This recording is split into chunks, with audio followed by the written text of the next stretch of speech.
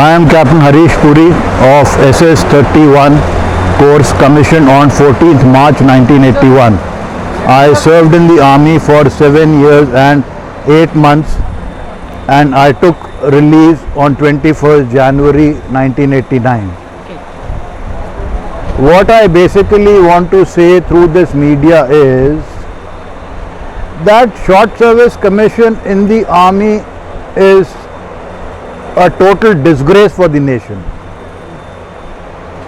It will not do any good.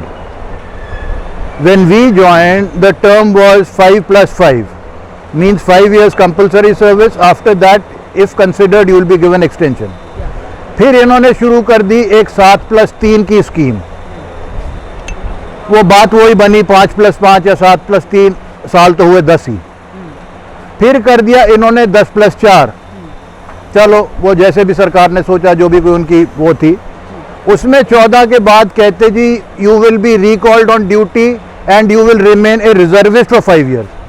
मतलब कहने का कि 14 साल तो आपने एक्टिव नौकरी करी और 5 साल अगर कुछ हॉस्टिलिटी हो जाती है या कहीं पे ऐसी बात हो जाती है, देश के संकट में आ जाता है कहीं पे, तो आपको रिजर्विस्ट के तौर पे बुला लेंगे और आपकी नौकरी टोटल मानी जाएगी 19 साल.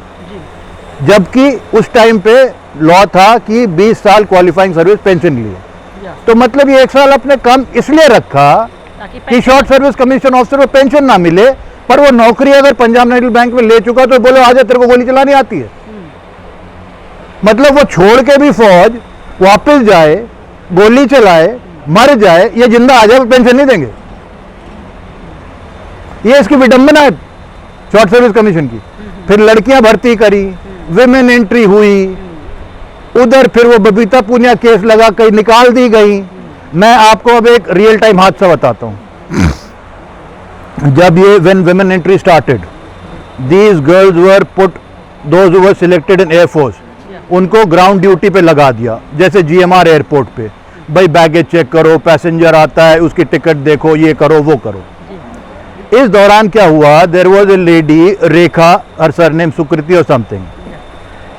She came across a frequent flyer, एक एंटरप्रेन्योर गुड़गांव से जनरली फ्लाइट्स पे जाता था, इंटरनेशनल नेशनल, मतलब वो हफ्ते में 3 बार फ्लाइटों पे रहता था. तो इस लड़की के साथ उसकी डेट हो गई. They became friendly, they decided to have an affair which continued also. This girl got married to that officer because that officer was charmed by her. She also was getting intimate with him. So they decided to get married.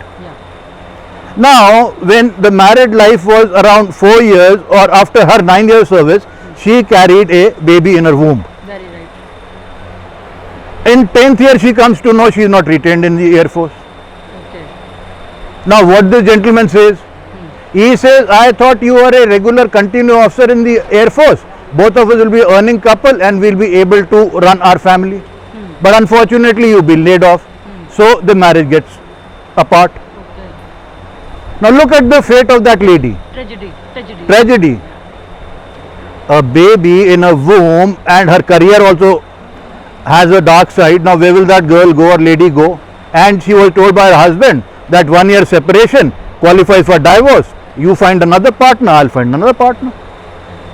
Her life I will give you maintenance, alimony, and thereafter you subsist, you carry on.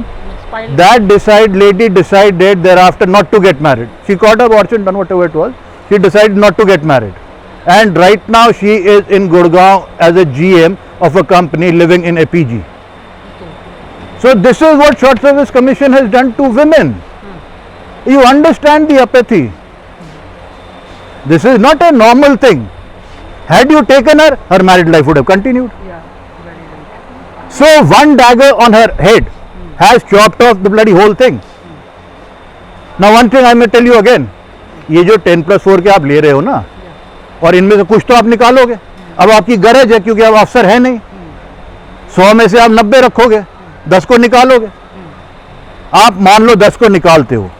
He comes home with a packet of 80 lakhs, 90 lakhs deposit. चलो भाई आजकल क्या है, 55,000 stipend मिल रहा है academy में, निकलता है लेफ्टिनेंट 2 लाख की तनख्वाह पे निकलता है. आप देखिए वो जमाना जो हमारी एम्बिशन थी, और ये जमाना देखिए एम्प्लॉयमेंट के लिए जाता है. चलो बहरहाल जो भी हालात हैं। अब होता क्या है, ये जब 10 निकलते हैं, ये जो 80 लाख का डिपॉजिट है ना साहिबान, ये उसकी ईएमआई कार की और जो घर उसने बुक कर लिया होता है शुरू की 3 साल में, उसी में निकल जाएगा। और 3 साल बाद जब इसे नौकरी नहीं मिलती और ये लेफ्टिनेंट कर्नल बाहर आता है जिसकी कोई अहमियत नहीं होती, तो ये सारा पैसा 3 साढ़े 3 साल में नौकरी ना मिलने पे खोखला हो जाता है। अच्छा, अब इसके सामने क्या चैलेंज आता है, भाई नौकरी तो करनी है, 3 साल तो खाली बैठ गया, ढूंढ रहा था, पैसा था, चलो गुजारा कर रहा था। अब होता क्या है, ये कहता है करनी है नौकरी, कॉर्पोरेट में जाता है, अब आजकल तो प्राइवेट का जमाना है, सिविल का। वो कहते भाई कर्नल साहब, आप जब फौज छोड़ के आए थे तो आपकी तनख्वाह, पे स्लिप तो मांगते हैं, सारे डॉक्यूमेंट मांगते हैं, आपकी तनख्वाह 2.5 लाख 3 लाख थी। आप ऐसा है क्योंकि आप अच्छे इंटीग्रिटी वाले आदमी हो, आर्मी में हो, एडमिनिस्ट्रेशन जानते हो, कि आप 1 लाख पे हमारे से काम कर लोगे। मतलब 3 लाख से गिर के आदमी 1 लाख पे आ जाए। इकोनॉमिक हार्डशिप अलग, जो पैसा था वो चला गया। जब लड़की जवान होती कहती पापा मेरे को बीटेक करनी है, पापा का पैसा नहीं है। लड़का कहता मैंने हायर एजुकेशन करनी है, वो 14 साल बाद वाला कर्नल कहता भाई तू एजुकेशन लोन ले कर ले, मेरे पे तो है नहीं। मतलब आप सोसाइटी में एक ऐसा वो छोड़ के जा रहे हैं कलंक जिसका कोई भरपाई नहीं है। इसका सिर्फ एक ही इलाज है। अगर आप पूछें कि अगर इतनी इसमें खामियां हैं तो इलाज क्या है, इसका इलाज ये है कि आप इस चीज को पार्लियामेंट में उठा के मैंडेट करवाइए कि जब ऐसे 10 लड़के निकलते हैं, चलो निकालना आपकी पॉलिसी है, आप जब यार डिसाइड करा आपने 10 अफसर, वो सीधा सीधा एक इंटरव्यू दे के लैटरली अब्जॉर्ब हो जाएंगे। एयरलाइंस में अब्जॉर्ब हों, होटल में अब्जॉर्ब हों, इंश्योरेंस में अब्जॉर्ब हों, एडमिनिस्ट्रेशन वहाँ भी चलता है, एडमिनिस्ट्रेशन वहाँ भी चलता है, उसे जाके नौकरी के लिए धक्के नहीं खाने चाहिए। It is a very humiliating thing. 14, अच्छा मान लिए जो आदमी 14 साल तक जुझारू तरह से अपनी नौकरी पक्की करने के लिए मेहनत मुशक्कत करता है, आप सोच सकते हैं उसमें जज्बा कितना होगा। वो बाहर क्या कुछ नहीं करके दिखाएगा, वो ऑपरेशन भी देखेगा, वो एडमिनिस्ट्रेशन भी देखेगा, वो HR भी देखेगा, वो आपके लाइसेंसिंग भी देखेगा। तो मतलब ही एसेट टू योर ऑर्गेनाइजेशन, जिसको फौज ने यूं दूध में मक्खी की तरह निकाल दिया। तो इसका इलाज भी ये है कि आप सारे CEO को चिट्ठी लिख दीजिए, भाई ये एजिस ब्रांच में आइए, ये बायोडेटा है और इस आदमी को लेके इतने की एम्प्लॉयमेंट इतना पहले लेता था, इतने अपने सेक्टर में नौकरी दो, खत्म।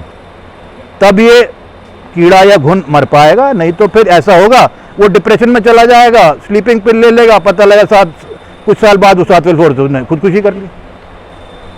मतलब जिसने ग्रेजुएशन करी थी उसके साल, वो तो 14 साल में AGM DGM बन गया, ये सड़क से निकाल के बाहर फेंक दिया गया।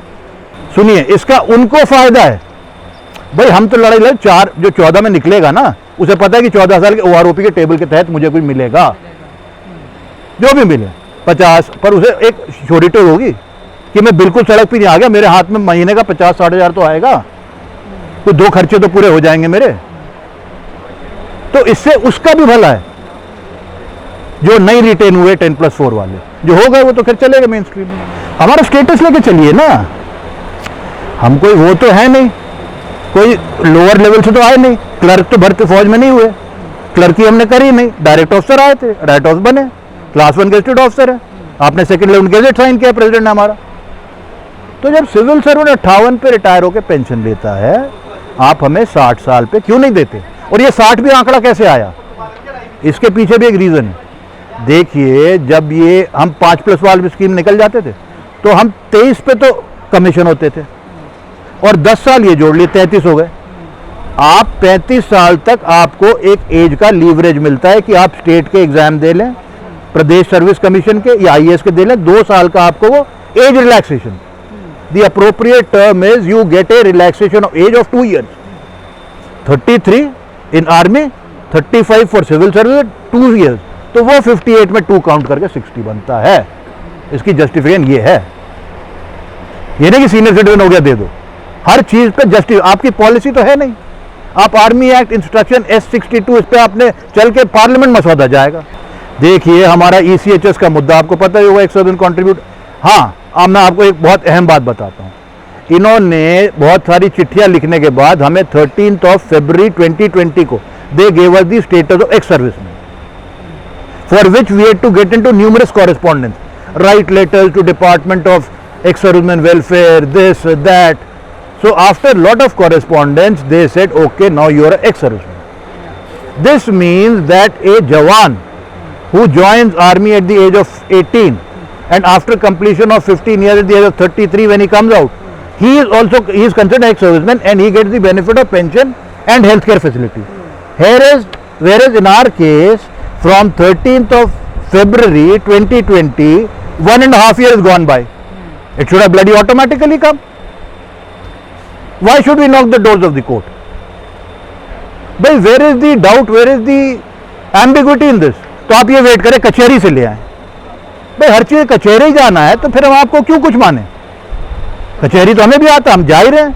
पेंशन का केस भी चल रहा है, ये चीज चल रहा है. मतलब फौजी को जब कोर्ट पे आपने कहा था, हमें जब ज्वाइन किया था, गोली भी खा लो कोर्ट भी चले जाओ और खाली भूखे वहां भी आ जाओ सड़क पे. मतलब आप देखिए ना, हमें पतन किस रूप से किया है इस कमीशन के नाम पे. और सिविलियन कहते तो कमीशन खाते थे, वो वाला कमीशन का एक और मतलब निकालते. तो हमारी तो कहीं इज्जत गरिमा कोई रही नहीं, ना इधर ना उधर, वर्दी में ना बाहर.